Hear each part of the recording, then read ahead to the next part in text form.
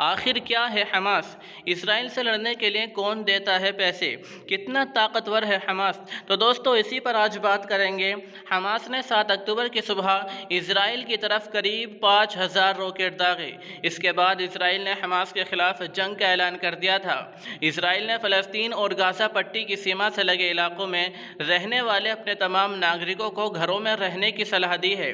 देश के ज़्यादातर हिस्सों में सायरन की आवाज़ सुनाई दे रही है। बीबीसी के एक रिपोर्ट के मुताबिक हमास के चीफ मोहम्मद दाइफ ने इसराइल पर अटैक के बाद कहा कि अब बहुत हो चुका है। इसराइली कब्जाधारियों ने हमारे नागरिकों के खिलाफ सैकड़ों नरसंहार किए, उन पर जुल्म बढ़ाए। हमने पहले ही दुश्मनों को चेतावनी दी थी, लेकिन वो नहीं माने। अब हम और बर्दाश्त नहीं करेंगे। हमास ने इसराइल के खिलाफ अपने ऑपरेशन को तूफान अल-अक्सा का नाम दिया है। इसराइल से दुश्मनी मोल लेने वाला हमास फ़लस्तीन का एक इस्लामिक संगठन है। साल 1987 के जन आंदोलन के दौरान शेख अहमद यासीन ने इस संगठन की नींव रखी थी। तब से अब तक हमास फ़लस्तीनी इलाकों से इसराइल को हटाने के लिए लड़ाई लड़ रहा है।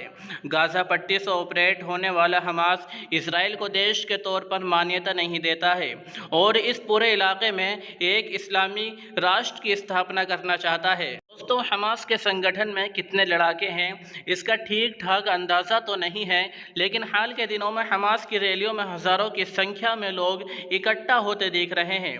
खासकर नौजवानों की संख्या काफ़ी है। कुछ रिपोर्ट्स के मुताबिक हमास के लड़ाकों की संख्या 50,000 से अधिक बताई गई है। इजरायली सेना के मुकाबले हमास भले ही कमज़ोर नज़र आता हो, लेकिन उसे नज़रअंदाज नहीं किया जा सकता है। बीबीसी के मुताबिक हमास रॉकेट से लेकर मोर्टार और ड्रोन अटैक जैसी क्षमता से लैस है। हमास की एलिट यूनिट को कोर्नेट काइनेट एंटी टैंक मिसाइलों का एक इस्तेमाल करते भी देखा गया है। यह संगठन ज़्यादातर हथियारों का निर्माण गाज़ा पट्टी में ही करता है। इसराइल लगातार दावा करता रहता है कि हमास के पास हथियार बनाने की तकनीक ईरान से आई है। इसराइल लगातार कासम और कुदस 101 की मिसाइलों का जिक्र करता है और कहता है कि हमास के पास इन 2 मिसाइलों का ठीक ठाक ज़ख़ीरा मौजूद है। कासम मिसाइल 10 किलोमीटर की दूरी तक दुश्मन को मार गिरा सकती है, जबकि कुदस 101 16 किलोमीटर तक मार सकती है। इसराइल का दावा है कि तमाम इस्लामिक मुल्क हमास को फंडिंग करते हैं। सबसे बड़ा नाम कतर का है। रिपोर्ट्स के मुताबिक अकेले कतर हमास को 1.8 अरब डॉलर से ज़्यादा की मदद दे चुका है।